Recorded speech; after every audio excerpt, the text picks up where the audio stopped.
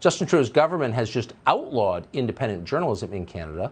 The government now requires that journalists possess a journalism license. Now, to get that license, the journalists have to report favorably on Justin Trudeau's government. Rebel News, as one of Canada's few honest news outlets, did not get a license.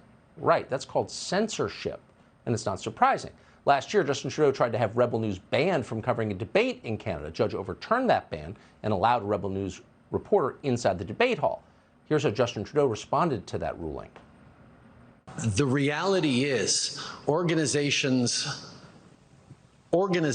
like yours that continue to spread misinformation and disinformation on the science around vaccines, around how we're going to actually get through this pandemic and be there for each other and keep our kids safe, is part of why we're seeing such unfortunate anger and lack of understanding of basic science. And quite frankly, I won't call it a media organization. So you criticize me, therefore you shouldn't be able to talk. That guy's a fascist, just to be totally clear.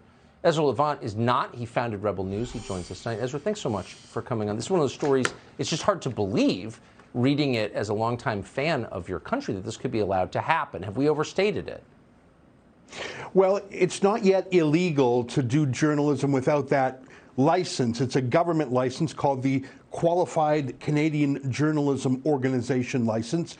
A government panel reviews you. They spent 1 year reviewing Rebel News, looking through more than 100 of our stories, a panel of 5 people in secret. We don't even know what they said or did or what they looked at.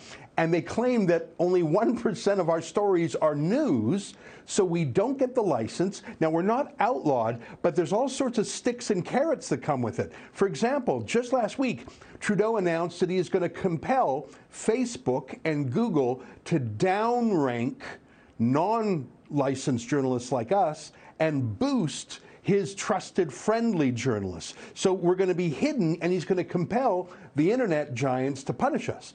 He's also changing the Income Tax Act to punish us. If you have a government license, your subscribers can write off their subscription at tax time. If you're an independent journalist like us, no dice.